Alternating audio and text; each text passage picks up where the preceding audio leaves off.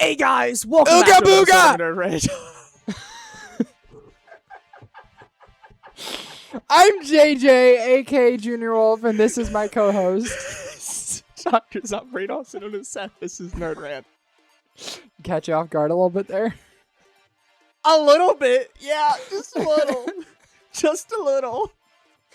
I didn't expect you to just completely stop talking. I was, well, it like peaked, you broke my ears slightly. Like it was very loud.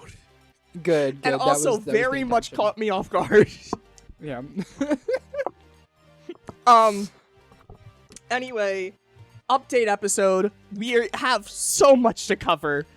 We will not be covering everything. I just want you to know that we've seen a lot of things, and we're going to cover as much as we can in the next 59 minutes. Yeah, we're just going to talk about it.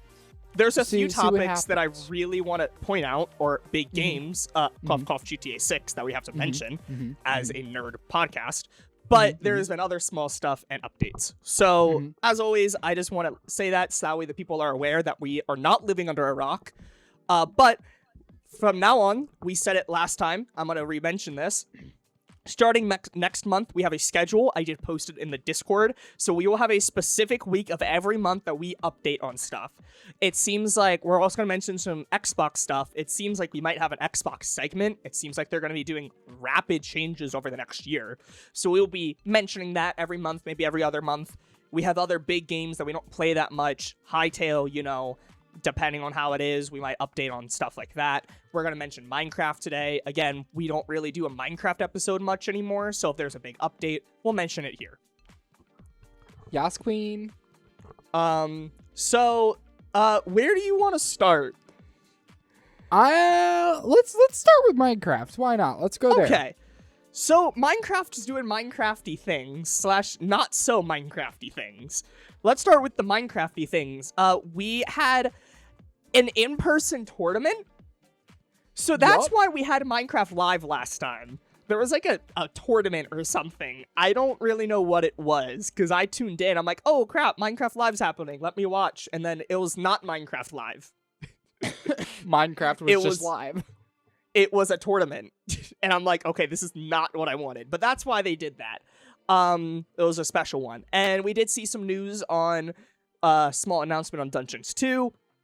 We got an announcement on the Sulfur Cube update, which did drop, by the way. I believe that is out now. We got an announcement on the next update, which I do want to talk about. And they also announced a new Bedrock map, which is very controversial, and I want to mention that. First of all, Sulfur Cube. Have you seen anything like interesting? Do you care about this update at all? I've seen like the base stuff with the mob itself. It's like the magma cube, right? But it like eats blocks aggressively and like assumes the shape of the block that it eats or something. It does a lot. A lot. What's like the actual practical use? Like I assume people are gonna want to feed it certain types of blocks. Like what So we saw it in the trailer. Like the big thing is you can bounce it back and forth. So you can use it as like a sports ball. Like you can play like basketball almost. Certain blocks will take the energy more. So like, you know, if it's heavier. But like not the practical use, but how people use it. You could use it to carpet bomb. Like you could just drop a bunch of them like that are like zipped to Happy Gas. Along with that, you can mix it with like a pig or something in a boat and combine it, and you can fly with it. Interesting. Or not fly with it, but like you can make like a trolley almost, like a monorail, and like you have this stuck in a... Like, there's some interesting things you can do with it. Is this the practical use for it? No. But if you really are creative for multiplayer experiences, this does open it up. And I think that's more so what it is. In single player, it's not so much. We should all be really sad that Stampy's Lovely World is over because he would have a ball making minigames with this. Perfect. Like, I'm excited to see what Hermitcraft would do with something like this. Like, that's where I see the purpose of it. Also, we do get more blocks, right? Like, there's plenty of new blocks for the Sulfur update. Do you know what I am mad about? We cannot craft gunpowder in this update. Because one of the main things for and I've seen people say this, if we look at the actual ingredients of gunpowder, it's one chemical, which is bone meal, right? That's pretty much one of it. Something else, and sulfur. Like, this is one of the 3 main ingredients to gunpowder. Something tells me they don't want to encourage people and give them the recipe to create explosives. That's not what it would even be for. Yeah, but I mean, like... It'd be for rockets. People already make creeper farms, like, specific. Like, it negates spiders and zombie spawns. I'm talking outside the game. They don't want to give people the ingredients to create a bomb in their household. Like... I mean, yes, but they also kind of already did that in Education Edition. You know what? Fair. I mean, if it's probably worse to give them the ingredients in a school rather than their own house. Like, it's underwater bomb. Like, it tells you the materials you need to make explosions underwater. And other stuff. Like, there's actual chemical, like, you're combining actual chemicals. So I think just having a recipe for gunpowder is really not that big of a deal. Yeah. Anyway, so that's that update. The next update, I'm actually really looking forward to, and I think this might be the first update. The copper update was practical, but it wasn't something like getting me excited for like to play again, right? It's just there. I really think this might be the first update I'm excited for since the Nether update. Okay, what is it? Autumn. We're going to get, like, red trees, or not red trees, like a new tree type that matches stone a little bit more, but the leaves are going to be orange and red, and we can get wool blocks that are stairs and slabs in all the colors. There's going to be a hay bed that you can sleep in, and it won't set your spawn point. So kind of like sleeping bags in a lot of mod packs, just quickly sleep through the night, but you don't set your spawn point, and it just destroys after you get it, like you pick it up again. It adds like a new mushroom that you can bounce on that you can put on a slot the side of a log or something, and it has campfire or campsite structures. But it's mostly just like the autumn biome. Like we're gonna get these new like the only thing we really get is either the nether stuff or coral, but then you have to do weird stuff with it to make sure it's like waterlogged. We don't have, like, red bushes, and so we're gonna have, like, red and orange leaves and stuff. Oh, and I'm just wood is, really like, gray, too. That's kind of cool. It's like a stone. It's gonna match a little bit with, like, the pale was supposed to be gray, but it's more on the white-ish side, so this is gonna be a much more stone type of wood. And it's just that. Like, it's just, I love this environment, and when we look at mods, I feel like so many mods add a autumn biome. Yeah. Like biomes and plenty and stuff. So this is just going to be one of those things that it's something that we've wanted for years, and it's just going to be a native Minecraft, but then all the building stuff. Like, don't get me wrong, the sulfur's okay. Having wool stairs, like, think about it. I can do a green stair, and now I can have green stairs for my dirt paths. No, yeah, that's awesome. Like, all that type of stuff. Brown and green, just think about all the paths you can do with stuff like that. Like, dirt paths, grass paths. It also like, means if you want, like, a carpet in your house that's not raised above the ground, you don't have to do that weird carpet trick anymore. You can just use, like, half slabs. Well, I mean, you could already do that just with normal wool as the bottom block. That's not what I mean. So what do you mean? Like, then it would be half a block, and I feel like that'd be more awkward than a carpet. No, because people would always, like, put it in the floor with something under the carpet that's not a block. You know what I mean? To make the carpet, like... Kinda. Anyway, it's gonna be great. I'm actually thoroughly excited about this for the building potential, and like I said, I just love the vibe. In fact, I started a Chippy Gaming playthrough of Terraria, and he just has an autumn texture pack on. And I'm like, this looks great. I haven't really seen that in Terraria much, and it looks really nice. So I'm just really excited about this. The shelf mushroom? Yeah. That looks awesome. Like, even if it's just, like, a cosmetic thing, I could see so many people using No, this that for, one you like, can bounce. I think you can builds. bounce saw, like a slime block. It's bouncy when fallen on by entities, yeah.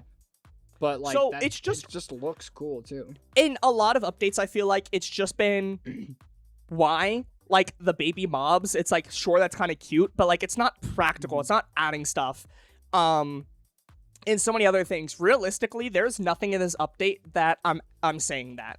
Like, every feature and every block, I'm like, this is exciting. Like, the one update, we got shelves, and that's great. I don't remember anything else in that update. Or the Happy Gas, that's great. I don't remember anything else in that update. Or I think that was the Mounts of Mayhem, so we got, like, Nautilus armor. Like, it's just weird stuff that I'm not going to practically use. This, though, almost everything in this update I can see myself using. I can see myself carrying a hay bed to bypass the night when I'm out exploring or something, or I'm building my base. The wool blocks building, the vibe, I absolutely see myself building a starter home in this autumn town. Mm-hmm. So I'm very excited about this update. When's the last time we got a surface generating structure too? Like, I feel like it's been a while since we got a surface structure. Because the past couple updates have been underground stuff. Like, we got the trial chambers, we got the skulk, we got, I mean, nether stuff, I guess you could count. Well, no, that'd just be a whole other dimension, so I wouldn't count that. And the ruined portals was in that one. I don't want to... Would it be the pillager outpost and the villager remakes? I guess, yeah. Would it? No, there's definitely something. We're not... I don't want to spend too much more time on this, though, but... I'm excited. It's nice to be getting something again, because we need to fill out the overworld a little more. And there's one big controversial thing that I wanted to mention, JJ. There is a new map. There is a free version and a paid version. And can you guess what it's for? Speedrunning. It's for the speedrunning community. And that's been pretty big lately. I don't know if you've seen, there's even been like tournaments on speedrunning. Actually, that might have been partially what the tournament was about. I don't know. And it's like you can all get a random seed, and there's like mods and stuff that like match you with it or something, and there's time. Like, it's an interesting thing. And here's the problem, is I saw somebody react to this mod, or not this mod, this map. It's fake. Bro? It's pre-generated. Like, we go in, it is pre-generated worlds. You spawn in a desert 9 times out of 10. The villages are pre-made in these worlds. Like, you are in a desert and you get in a forest village. It's placed limited wrong. Seeds, yeah. It's pre-generated. They can't actually generate a whole new one each thing inside a map because of the limitations. So they have to, like, I'm sure they made a lot of presets, but they're all going to be presets. So if you learn them well enough, you can go to the same spots every time. But then, yeah. And then the other thing is, though, it's Java. It is set for Java speedrunning. So there's certain mechanics that don't quite work. For the Bedrock. And in fact, the other reason why it's so controversial, when making this map, they specifically went to the Bedrock community, Bedrock speedrunning community, and they said, this is not a good idea. And then dropped them and continued to release this map for $10. The real paid map is like $10. Like, I should not have to spend $10 for a speedrunning map. This is the thing, though, like, it's optional. It doesn't matter. Like, you can keep just randomly generating seeds if you want. You can, but like, there's other, and it's like, the thing is, like, in the version on Java, like, you literally have friends lists. You battle against a friend, and it pairs you with it, and there's other, like, it will show you when you beat this thing and this thing, or there's a seed of the week, and it's a challenge that everyone has to play the same seed. Like, that's the whole thing for the Java mod. So they tried to port that over, but then it just doesn't work. And then, like I said, the big thing is they specifically told the Bedrock community, screw you. Like, the speedrunning community. It's like, hey, we're going to bring you in. We're going to partner with you. And then when they said this isn't how it should be done, or they had concerns, they just dropped them and made it anyway. And the map itself is just poorly done. Like, one of the villages, like, presets, the doors are opposite.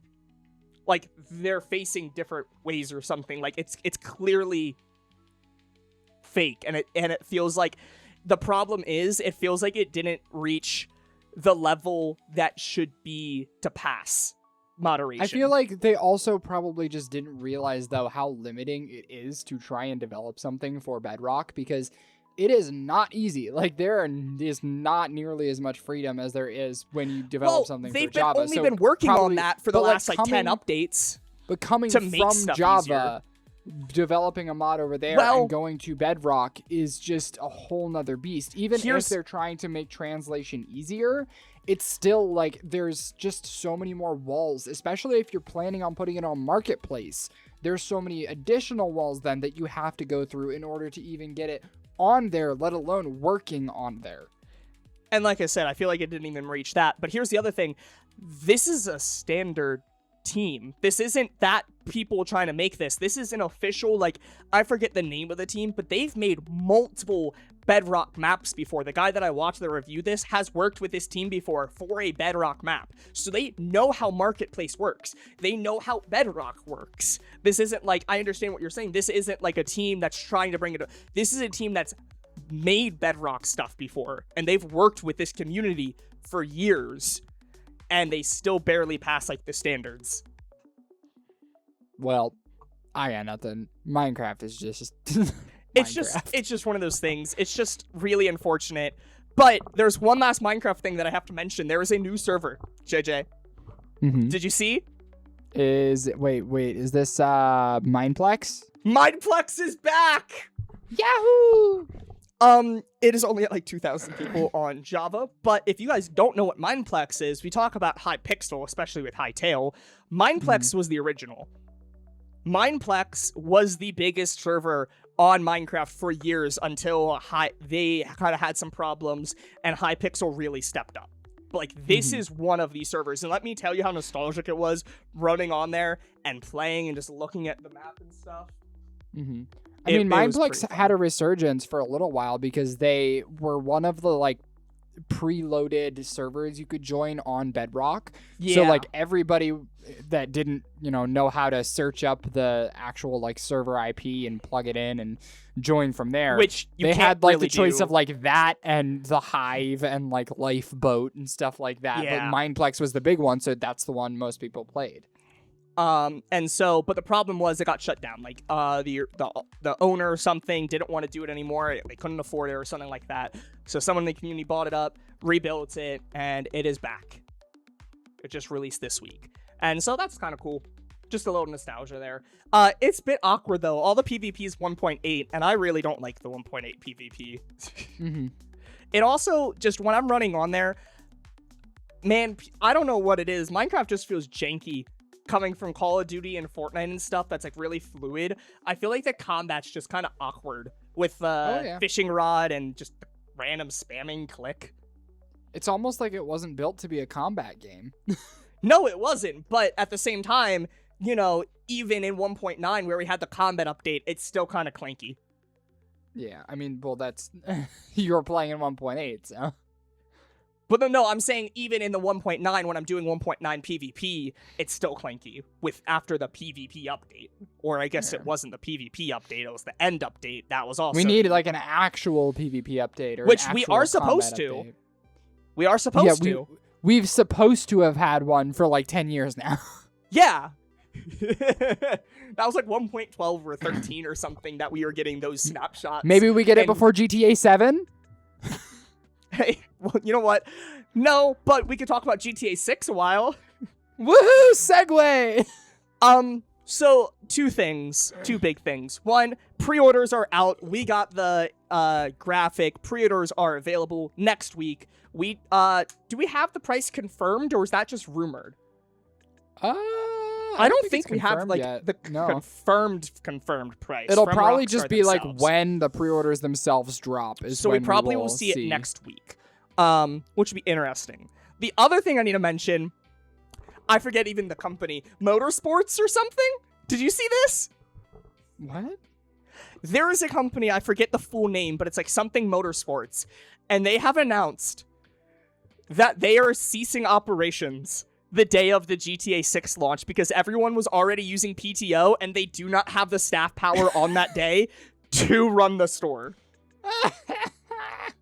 So we are already seeing companies shutting down for that day for the launch of GTA 6 because of how big and how many people are requesting off for this. That's hysterical. The entire freaking world is going to be shut down. Like, legitimately. Like, this is like... And I think the reason why we're only starting to see this now is it's still 50-50 the game was going to release, but now pre-orders are out. It's coming out in November. Like, it's happening. So everybody's finally locking in their So now we're locking off. in that PTO. We're locking in those days shutting down. Like, we're going to be seeing... I think we're going to be seeing a lot of companies, or at least small stores. Maybe not something as big as, like, Walmart, like, chain stores, maybe certain locations, or even then, I don't know. Like, we can have people from different stores move around, but at least smaller stores or mom and pop shops, depending on how they're staffed. Like, I can see like a mom and pop like restaurant with a bunch of kids that are like or like high schoolers that are running waitering or busing. If like all of them request off for that day, I can see like the store just not just being be like, open yeah, on that day. we're not open. Sorry. Like, legitimately, I can see stores shutting down for that. So, I don't know. Is there anything else about GTA 6 that you want to mention? Those are the two big things. Yeah, not really. I don't got anything. Okay. I guess I'll quickly mention Call of Duty, and then we have all this small stuff, including Xbox, which is not a small thing. Xbox is a big thing, but we'll mention that in a minute. Call of Duty. Call of Duty is doing Call of Duty things, including... Are you going to try Vanguard, JJ? No. Vanguard is officially on Game Pass. Why Vanguard? Why not Black Ops 1 or 2? We'll mention that in a minute. I don't know. JJ, do you know what time period Vanguard's set in? World War II? Yes, it is set in World War II. Well, I just watched FaZe Scope, which is not FaZe Scope, because FaZe doesn't exist anymore. I watched a video today of him playing Vanguard, because, it has a bunch more people on it. They have ray guns, like full laser guns. You got Snoop Dogg with his weed sniper rifle and his laser gun. It's real wild. Like, oh my gosh. However, I do want to mention there is a few things about Vanguard that I actually really enjoy, including combat pacing. You know how Call of Duty is generally 6v6? Except you could also do like the 2v2 style like gunfight thing, but we have these smaller maps. They have combat pacing where you can choose if you want it slightly slower, which is like a 4 or 5v5, normal pacing 6v6, and blitz pacing, which is like 8v8, because we also like 10v10, and you can play this on any map. So not only am I choosing if I want to play core or hardcore, I can choose if I want a slower pace like 5v5, or if I want crazy fast 8v8 on shipment. Like, you can have 8v8 on shipment, which was wild. And it's just one of those small things that, like, I actually wish would come back. Like, just all these small quality of life. But, unfortunately, I don't think we're ever going to see that. That's enough about Vanguard. The big thing, Call of Duty has officially confirmed, and including Treyarch, that Black Ops 1 and Black Ops 2 will be getting ports next month for PlayStation 4, which will then means it will be backwards compatible for PS5. And this kind of shadow dropped. Needless to say. Yeah, they just tweeted it. Treyarch just tweeted this one day. Well, we knew about this because of the files. Like, we saw something about a Black Ops 1 file on PS4 and, like, the file size and updates or something like that. So, like, if you're really in the community and you're following these leakers, you knew about it. So the people that are actually probably going to play kind of somewhat knew something was going to happen.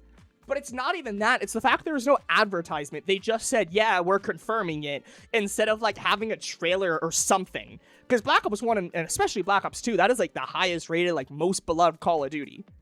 And this is a sequel. Black Ops 7 is a sequel to Black Ops 2. So, like, it makes sense to do it this year, but, like, and especially for the summer, that's going to be a great summer. But, like, it just kind of came out of nowhere.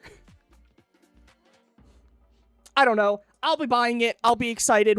They did confirm that it is a port, but there are still things that I'm not sure how it's going to work. I know we talked about it a little bit. Things like the servers, I still don't fully know because there is no game or multiplayer game. I did see, I don't know what his source was, but this is a guy that I've been following that talks all about gaming news and stuff. He did say that the servers will be new. It will not be the same like PS3 servers. So that's good at least, but everything else is looking like it'll be exactly the same. No, it will be a direct or anything. And the reason why I was thinking it'd be new servers, there is no example of backwards compatibility with PS4 and 5 to PS3 servers. Like, it just doesn't connect. So the only way it would really work would be new servers, which I'm hoping that means I would start at level 1 because, you know, I'm like Prestige Master with nothing unlocked because of all those hacked lobbies back in the day, along with just better, safer servers because the PS3 servers are hacked really bad. So if we can start fresh with everyone on PS4 and PS5 for summertime,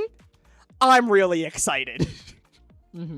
And it is confirmed to be both multiplayer, zombies, and campaign for both of these games. So I am very excited, but it does seem like it's going to be a ports. So I don't think we're going to be getting an FOV slider. I don't think they're going to be increasing the FPS. so don't get your hopes up. I've seen a lot of people talk about that. Keep your expectations low. Worst case, we're thinking it's a port, and we do get all these features. We do get all the DLC for free, but don't expect that.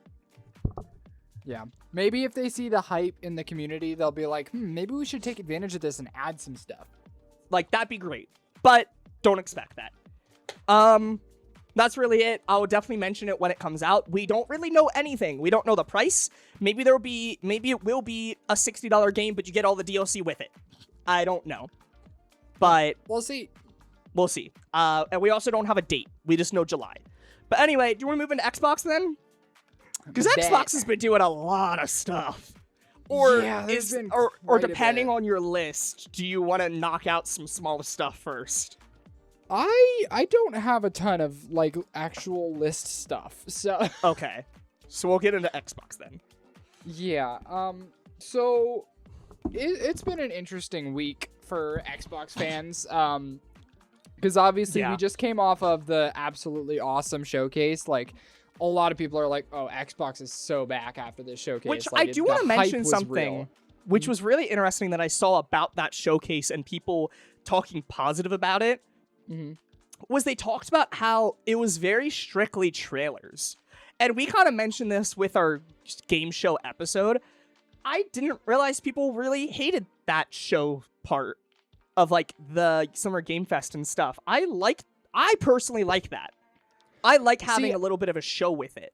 I feel like it's expected when it's something like the Game Awards because, I mean, the reason people are there are for the awards, the show itself, and the trailers are just a bonus to try and get people in and bring up viewership. But for something that's like advertised as here, we're going to be showcasing our upcoming games, and this is the place where you can see it premiere for the first time.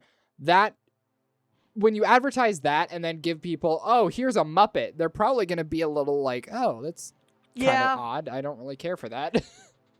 I just never really saw it that way. Like, I feel like it wasn't advertised as, like, it felt like a showcase, and when I think showcase, I'm thinking like an event. Not just not just the word showcase. Like, I'm seeing something from the CEO, like Phil Spencer would pop in. We did see Asha, and like just other developers or something like that. Like, I don't know. See, I just didn't realize it was such a negative thing. I like that kind of stuff where we get to like see the people working on the game, see the developers, like that kind of stuff. I know last showcase that we got where they showcased Fable, or I guess it was the reveal of Fable.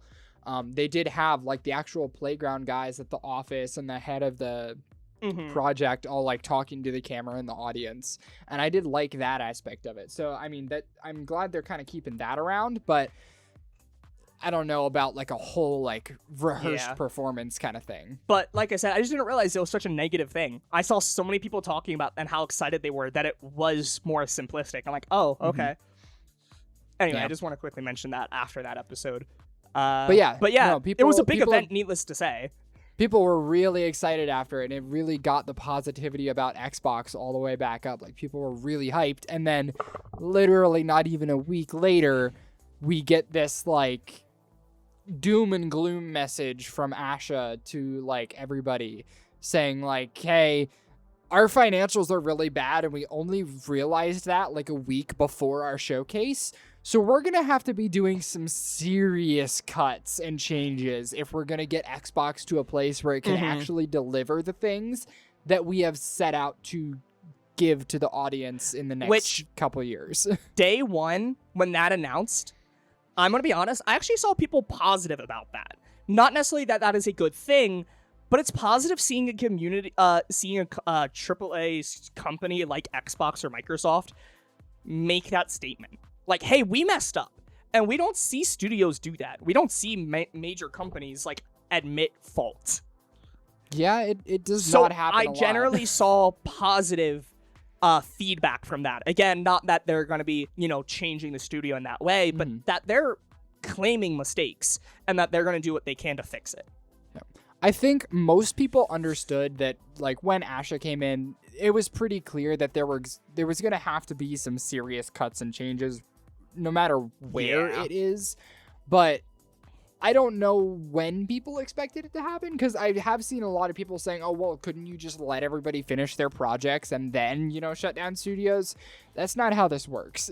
Like, other people are going to start at other projects. Like, they're just, like, you can't just do that. Like, you have to either shut down a studio now or, like, they're going to stay, and it's just going to feel worse then. Because then if they do finish their project, they're not making money because that studio doesn't exist. Yeah, unfortunately, Xbox has so many studios under their belt right now, even after a lot of the cancellations from last year, like Tango Gameworks, who made Hi-Fi Rush, like that was the biggest one. They still have so many, and a lot of them, we don't even know if they're working on a game or if they're just assisting other studios. And so I feel like at this point, if they're not going to give them a project to work on or let them create their own project or whatever, then they probably shouldn't be there. And I hate to say that, because obviously these are people with jobs. These are creative people who like love what they do. But at the same time, as a company, Xbox has to be smarter with where they put their people. Because think about it. If they have 5 studios, 3 of them are working on games and 2 of them are assisting the others, why would you have 2 studios there costing you more when you could shut down those studios and then employ a couple more people in the studios that are actually working on games and get those games out faster? It would cost you less and be more efficient and complicate things a little less. I know we actually did talk about this one because I wanted to ask him about the backwards combat stuff, Call of Duty, and we didn't mention this, and there's a lot, and this is why I also said, like, realistically, with how they're mentioning this, we're gonna have weekly updates at this point. Yeah, there's gonna be stuff happening probably over the next positive month. change. They like, said really fast. Yeah, they said, like, whatever you see, the Xbox of July is gonna be different than the Xbox of June. It's already different, and we're only halfway through June. Like, I legitimately see every week it being different. Yeah, and the other thing I think we saw with this is, unfortunately, it seems like Phil was the problem. Oh, yeah. Well, Phil and Sarah Bond. I feel like it was probably more Sarah, just from what I'm hearing around. Like, a lot of people at Xbox didn't like her for a lot of the choices she made with the business. So it seems like just the combo of them, her bad business decisions, and him...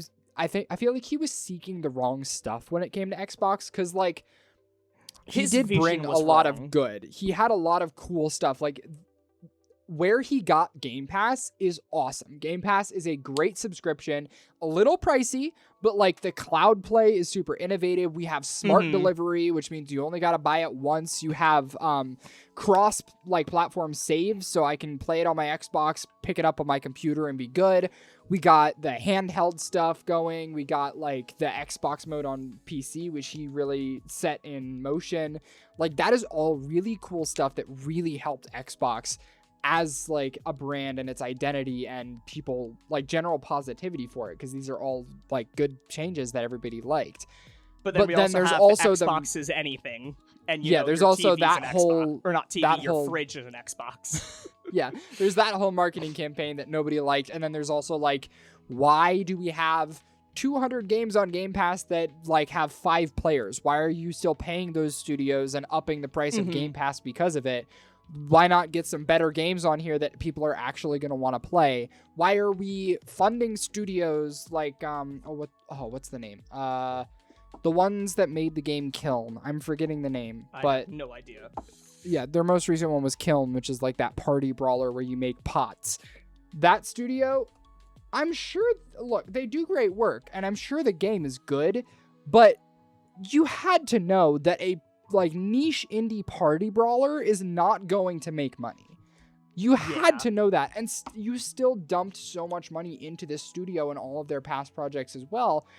And that is the kind of waste that Xbox just couldn't afford. I'm not saying that's, like, always terrible, because I'm going to use an example that I heard from a YouTuber that I watch. Do you know the studio Leica, the movie studio? That's the... Oh, are you talking about Yeah, go ahead. Like I know where you're going with this. Yeah, they made like Coraline and Box Trolls and they're making a new movie this year, which I am very excited about. It looks really good. Actually, I went in Hot Topic and they had so much Coraline merch, and I think it's because of that movie. Like Coraline's like the big one, so they're just resurgence, which I'm all for. Yeah. But no, this studio is a perfect example of what's happening here, because how much money do you think these movies cost to make at Laika? A lot of money, because they are stop motion and they use some crazy technology for the dolls they use in stop motion. Yeah. I guarantee you they're probably at most making half their budget. Yeah, they're losing money on every single one of the movies, and they have. I think Coraline is the only one that actually made a profit. And all of the other ones were made at a loss. Do you know why? I know why. Why, JJ? The guy who I don't know if it's owns or is like the primary shareholder. I but think it was the guy brother. who's like, I don't think it's directly in charge. I think it's like a relative. Okay, one of the up top guys is the son of the co-founder of Nike. The co-founder of Nike probably has a lot of money by now, right? And if his son says, "Oh, Dad, I love stop motion stuff," Daddy's probably going to be like, "Oh, well, here, this is a studio. I'll put some money in there so they can keep making the stuff that you love." That's great. He has the money to do that. Would it make sense if Bill that works at Walmart said, "Here, Laika, have all of this money that I just barely scraped by from my 12-hour shifts so that you can make another movie"? No, that would not make sense for Mr. Bill down there. And I feel like Xbox is Mr. Bill right now. They don't have the extra money to spend on these studios that are making these more artistic, like cool idea games. Even if they're great games, they just don't have the funds for that right now. If they can get themselves to a place where they're making a huge profit again, absolutely open up some of those studios. But right now, it just doesn't make sense. So real quick, Coraline was a budget of $60 million and they made $188, which is good.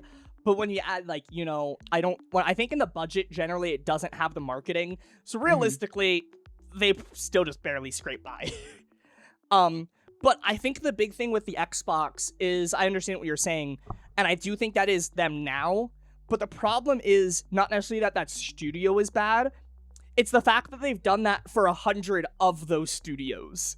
If they just did 1 or 2 indie studios, that's not a problem. Like, they're investing in the future. That's great. But when you have 50 small studios and then you spend like $5 billion, how much was it? $5 billion on Activision?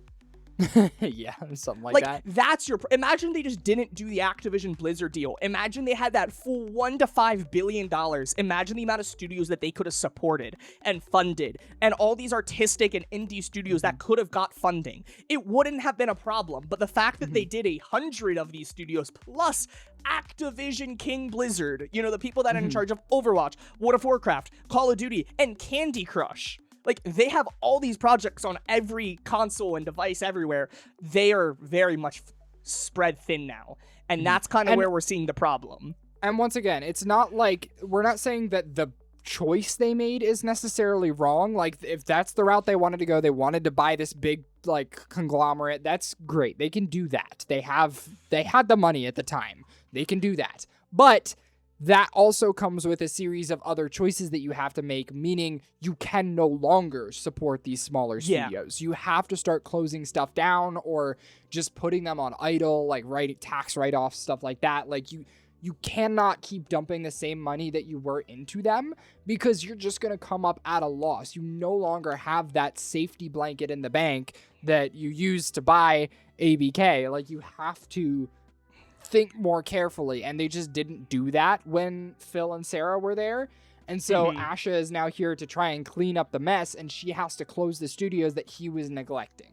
So, and some people are going to try and pin it on her and be like, "Oh, she's so cruel for closing all these studios." This isn't her. This is Phil's neglect that she's now having to clean up. This is just one of those situations where she was dealt a bad hand and she's fixing it. I don't think she wants to. I think if she had the choice, and for how pro-gamer she has felt in the last 6 months, I don't think she wants to do this. But she was dealt a really poor hand. Another thing that they also lost a lot of money on was when they increased Game Pass. Yes, they lost millions of subscribers when the Game Pass hiked up to $30. And Game Pass only has millions of subscribers. Like, say they're at 30 million, they probably lost about 15 million from that price hike. They probably lost which is huge. 0.5 to 0.25% of their subscribers. And that's how they're making money. Like, they're losing money on their consoles and their games and all this stuff. They're making money through Game Pass. That is how, at least that's what it seemed like. Like, that's how they're trying to advertise themselves. So when you lose half of your subscribers to your main income and you're already spread thin, yeah, it's not looking good. Yeah, so it got to a point where she really has to start cracking down on some of these decisions and making some of these calls that aren't necessarily like, so go happy, lucky, decisions, but it's stuff that really needs to be done, because if it doesn't, Xbox really will shut her. I know we probably didn't mention this yet, but I said in our conversation that it seems like she has a year. That's the word that's going around, just kind of the rumors that are happening, is that the guy in charge of Microsoft, what did I say his name was? I don't remember. Satya Mandela, that's his name. It seems like he basically gave her a year to try and turn Xbox around. And if she can't do it by the end, then they're going to have to seriously start talking about what they're going to do with the company. I know the most recent thing that people have been talking about is they're looking at possibly spinning Xbox off into an independent company. So, like, they would have to find their own investors for things. They no longer get support from Microsoft, and they basically, any growth that they do has to come from actual growth. They have to earn it from everybody rather than just getting support from Microsoft as a whole. So this would be a situation where, like, I think in Epic Games, we have all these other things that they do, but they only do it because of Fortnite. Like, Rocket League's not making the money to, like, do all this extra stuff. It's because of the income that Fortnite's making, right? And so I think that's kind of what's been happening is Microsoft or Xbox has been struggling, but it's okay because Microsoft. But if that cuts out, if they do make a mistake, that is not just, oh no, that is, we're going bankrupt and Xbox could be shut down if it goes that route of them becoming an independent studio. Like, they are in big trouble if something were to go wrong again because they don't have Microsoft support. Yeah, so it's not great for them, but it could save Microsoft from having to deal with all of the trouble. But I'm just hoping that we really can get things turned around in this year, because there's a lot of great games coming out. It seems like she really is committed to making this a positive experience again, and we still have Project Helix that's in the pipeline, which seems like it's a huge win as long as they can keep that price kind of lower end. I think if we can get a few more games out, like some Halo games, right? Like, and I'm talking exclusive too. We get some exclusive Halo. Is Fable exclusive?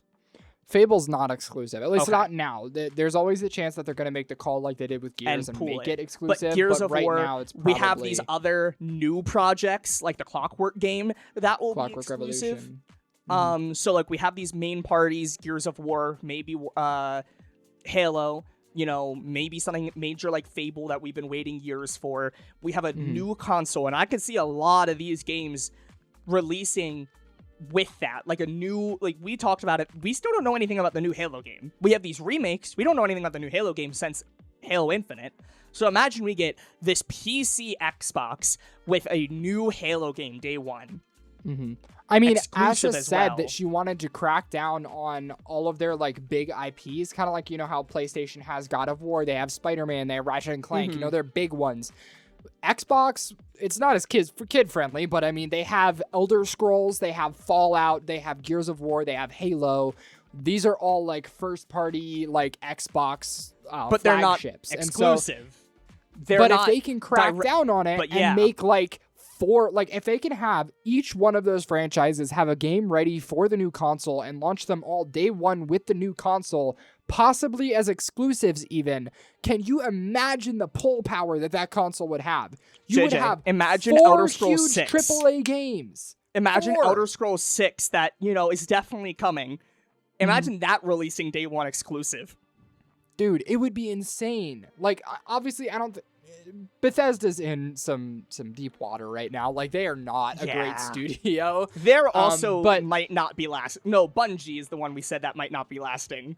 Yeah, but if Bethesda can pull their crap together and give us like a good Fallout game, it would not only synergize with the show that's going right now on, what was it, Amazon, I think it is, with the Fallout show. That the next season of that is supposed to take place in New Vegas, which Fallout New Vegas is the best game in the Fallout franchise. Like, that's agreed upon by like pretty much every player. I've heard it's like 50-50. It kind of depends on what you want. I think from what I've heard, New Vegas has the better story. Fallout 4 has the better gameplay. I guess. But the point is, if they can have another game kind of come out and... Or both. Good gameplay like Fallout 4, the story of New Vegas, that would be massive. But if they can have it take place beside the show, not only would you then have all of these people who watch the show wanting to play the new game, but it would come out with the new Xbox, so they'd buy the new Xbox, and then they could also play the other first-party titles that you're releasing. It's just so many things piling up that would get people to want to get back into Xbox again. Which is also creating competition and can be good for everyone, because then PlayStation actually has a rival, because right now they still, now they do, like, we're seeing some positive changes, but like we look at last year and like the PS5 Pro and even just the PS5, it didn't have any competition. Like they absolutely destroyed them with the Xbox One, and even now, for every Series S and X combined, there's like 3 PS5s. I do want to note, though, real quick, because I don't know if I've actually said this. Have you seen a lot of console comparisons, like performance tests, loading screens? A little bit, not really. I saw one that had the Series S, the Series X, the PS5, and the PS5 Pro all at the same time. They launched a game, and it like calculated the time that it took from the game launch all the way to like after the loading screen once you're actually able to play. The Series X was still the fastest. It still beat out the PS5 Pro in loading times, which is pretty impressive. Even if it's not hitting that graphical fidelity, it is still the fastest console you can get, and that's not even counting Quick Resume. That was without Quick Resume, which means you can just jump in and skip the loading screens. But, I mean, you could argue that they didn't need a mid-generation refresh, but I do think that it was necessary in a sense to keep PlayStation from monopolizing the refresh, because PlayStation was the only one to come out with a mid-tier refresh. And not even just that, they had a Slim and the Pro. Like, they had multiple new versions. I think the only thing they really did was the the increased storage disc-less.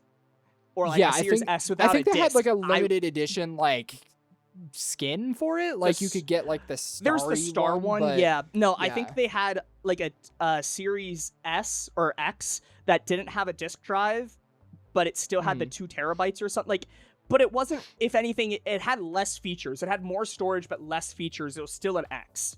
Whereas at least the Slim still had a disc drive, and I could get a disc drive for the Pro. Yes, it's extra, but it's pretty easy to put that on. But it also comes with the 2 terabytes and all this extra stuff. So it's just like, there wasn't really anything. And again, like you said, it's not more so that it needs one. It's more so just good for the space because it makes everyone kind of balance each other out. Exactly. And so they probably should have thought that through a little more, because now towards the end of the generation, you're kind of sitting in a spot where it's like they haven't released any solid hardware for a while. I know there are rumors going around about possibly the Elite Controller 3. Actually, real quick, we should mention this. Have you seen the patent for the new PlayStation controller? I saw something. What was it? They made a patent, like an actual, like, this is our design for a controller that has like tension buttons, so like the ABXY, holds your finger I guess down like or the something. square, diamond, triangle, whatever the heck it is on PlayStation. You have like based on what's happening in the game, it'll make the button harder, so like harder to press, kind of like more resistance there. Triggers, but for the main buttons. Yeah, pretty much. And it's also, I think it said like the grips of the controller will tighten ? I don't know if that means like they'll expand or something. Like if your like fingers are trapped in game, like you like think of like a Saw game or something where your hand gets trapped, it will like almost like it'll hold tighten your hands more or something. Yeah, obviously they can't make it grab your hands, but it'll probably like tighten to make you feel that tension, which is really cool. And my gosh, I don't care. Like, I'm an Xbox fan through and through. PlayStation controllers are built different, bro. Like, if I could use a PlayStation controller and it not throw off my instincts, I probably would, because they're just so much cooler. We talked about this. I was listening to the old episodes. We talked about this, and I said, for me, I like keyboard and mouse, but that's because I mostly play multiplayer games. For single-player games, I really don't see a point in an Xbox controller. Yeah, I mean, it's cool. Like, I do like Xbox's layout better with the sticks and everything. I know a lot of people are partial to PlayStation's, but I really do. That's kind of just however you grew up. I don't think that matters as much. But like, yeah, like the Xbox's hardware though, controller doesn't have anything special about it, like at all. The touchpad, it's really just the layout. Triggers, and if this controller comes out, the main buttons are gonna have that. It's right, gonna hold like your hand. that is literally the single player experience right there. That is amazing. That is super innovative and really cool. And Xboxes, like, they're looking at their Elite Series 3, which is like the next one, and the only things that are looking at possibly changing is like maybe we'll get a different button in the center again, and I think they were looking at maybe adding some tension triggers, but it won't be as high tech as PlayStation's. And I think they said it'll have a removable battery pack this time instead of just a rechargeable built-in. Great. Why I really do we need a refresh at that point? I really feel like the Xbox controller has been the same for almost like 2 or 3 generations at this point. It sucks. It sucks so bad. They can take the buttons out or like the joysticks out, and for stick drift and stuff. The PlayStation Elite has that, but it also has all these other features. Like, I get a PS5 controller plus these pro features. Whether you talk about the price or not, it is just better fundamentally for your experience. With my VR, if my VR worked, I probably would choose to use my PlayStation VR 2 over a MetaQuest, because now I can connect it to a PC, right? And I can play PC VR games on it. Why wouldn't I use the one? Because the VR controller also has haptic triggers. Is it the best? No, but versus a MetaQuest, I'm going to take the PlayStation one just for the controller. No, my Elite Series 2 is pretty much dead at this point, so I'm going to have to be getting a new controller. And I'm looking at anything that is not actually Xbox. Like, I think the one I'm going to go with is like a GameSir something or other 7. Because it has like the magnetic sticks and stuff, so it won't get stick drift. It has like slightly better haptics. It has all the same buttons. It's rechargeable. But it just seems like it's better. It's even customizable because it's like a magnetic faceplate, so you can take it off and swap it out if you want to do that, because then you, instead of collecting controllers, you just collect faceplates. But this Elite Series 2, after I took it apart to try and fix the stick drift, it doesn't go back together the same. The faceplate doesn't lock back in. It like broke itself. I want to. Was there something with the PlayStation controller with the faceplate on the controller? I don't know. Maybe there was. I don't know. I know the console, but yeah, I've said this before. It's for me personally, I do like the PlayStation. That's just because I grew up. I don't think one is better than the other. I think it just comes down to preference on how you hold it. But for the actual hardware, I could never go back. Like, the PlayStation 1 is the best base controller. You could talk about these pro and fancy $500 ones. For the base controller between PlayStation and Xbox, I'd argue even Nintendo. Because this also has gyro control, by the way. This also has gyro control. Like, wait, you're saying Nintendo's better than Xbox? No, I'm saying PlayStation's the best of, like, the main party ones. Like, the base well, obviously. No, I don't think saying, anything like, holds a torch to PlayStation. Nintendo is the only thing that I would say is probably worse than Xbox. Well, I'd argue I'm just saying, like, it's innovative. It does fancy stuff. Like, the mouse is really nice. It does have the gyro control. Like, it does stuff. Versus just being the same controller for the last... I get, it's the nice layout, and all the cheap third-party ones are the Xbox layout, but the actual hardware's been the same for, like, the 3 generations, except for maybe the battery's been slightly different. Like, I love the touchpad on the PlayStation controller, and it's crazy that the Xbox has absolutely nothing like that, even in the Elite series. It feels like around this time, it would have made sense for them to be like, okay, let's seriously start innovating our controller, because once again, competition breeds growth. And so when PlayStation starts doing all of this crazy stuff with theirs, you would think Xbox would be like, oh, well, maybe we should add something similar. No, they're just using the same essential controller from the 360 era. Yeah, just made it look a little bit sleeker. A little bit different, but again, the actual hardware is the same. But JJ, this brings the question. That is my wake up alarm, because normally I wake up at 5:30 p.m. because third shift. So that breaks the question. What do you think Project Helix controller is going to be like? Do you think they're going to innovate? Like, if it's going to be a PC, like, it's going to have to be somewhat like the Switch, right? Switch 2 with, like, a mouse feature? That's my thing, though. I don't know. Because with Xbox mode on PC, I know we kind of mentioned this, too. They're making it so that you can completely navigate your PC with a controller. You don't need a mouse and keyboard in any way at all. And so I could see them just taking their out of, yeah, you don't need a mouse and keyboard. You can just use our, like, typical Xbox controller. But also, there's the matter of, mouse.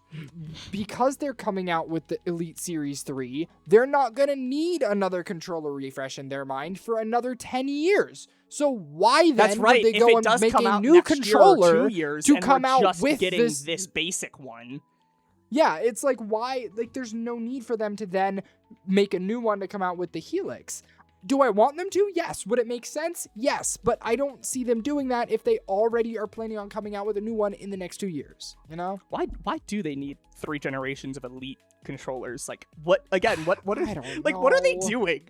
Like again, they're not doing crazy hardware changes. Like, they're not making it more like the PlayStation 5 controller with the haptic. Mind you, this controller was like over $200 for my Elite Series 2. This 3 would probably be $250. I mean, that is the customized version, mind you. The base version is probably like $150. Like, it's a little cheaper. But like, if you get a nice one, you're gonna be paying $250. Whereas the game store one I was just talking about, that is guaranteed to be a higher quality controller, is $100. Yeah. Like, if you're playing on PC, you can buy a base PS5 controller for like $80. Mm-hmm. And it's gonna have more features than except maybe the back triggers. But even then, theoretically, if you really want to, you could just buy something off Amazon that like links onto it real nice. That's the thing too. There's so much misconception about the back triggers that you can't actually, like, they're not extra buttons. That you can just remap your already existing buttons to those also working for it. So, like, my back triggers can be A, B, X, or it can be clicking the stick. Like, it's not an additional thing like the extra mouse buttons. Index or middle fingers to press to jump. Because I had a scuff controller for the PS4, and that's what I did. I didn't have to jump or press to edit. It was my back button. So it was really easy to edit instead of having to press and move my thumb from the movement. Yeah, so those back triggers are nice. They're just not game changing, you know? Like, it's so you cool, could just buy not a cheap Amazon, like, and I think it's easier for PlayStation because of the layout. It's pretty easy to find like a 3D printed almost type of one that just, you put it on the back and it's just through gear. It just like moves and it presses the actual cross button.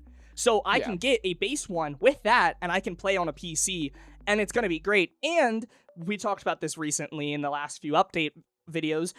It now has multiple devices I can connect to, so I can switch between my PC and my PlayStation with this much better controller. Mm-hmm. The only difference would be yours wouldn't have stick drift. Yeah. That would be the only problem. But I've also had this controller since I got the PS5, so I've had it for like 2-3 years, and I haven't had any problems with it yet. Mm-hmm. Anyway, we got controller rant over. So we didn't talk about anything small, but there was like 100 things that were small. Yeah. I mean, hey, this is Nerd Rant for a reason. We talk about the stuff that we enjoy talking about. I kind of figured. That's why, like, I didn't make a list. I had our big topics of pretty much thumbnail topics, right? The topics that are big enough to... Is that not so what true. This was? That's so true. Yeah, Minecraft, I mean, Call if you of think Duty, about it, GTA, and Xbox. Like, that's all gonna be on the thumbnail. Or thumbnail worthy. So I didn't worry about the small stuff. I figured if we didn't have enough time, you would have a few things that you would have written down. but we took up our hour. Yep. Anyway, thanks for listening, guys. Go join our Discord. And propositions next week, right? Yeah. Well, no? I guess, is it next week or hold on? It's only the 19th. Oh, it is only the 19th. That's propositions not week next after. week. Did we not think of a plan? What was next week then? We didn't have a plan. What makes a gaming legend great? What makes a gaming legend great? Because we've been talking about that for a month. Yeah. Next month, part 2. What makes a video game amazing, legendary status? If you want to watch that and listen to that, make sure to subscribe and hit the bell. Follow us on Instagram and Twitter and Facebook and all the things. JJ, I'm Dr. Zombrain. I'm Junior Wolf. Peace out. Ooga booga.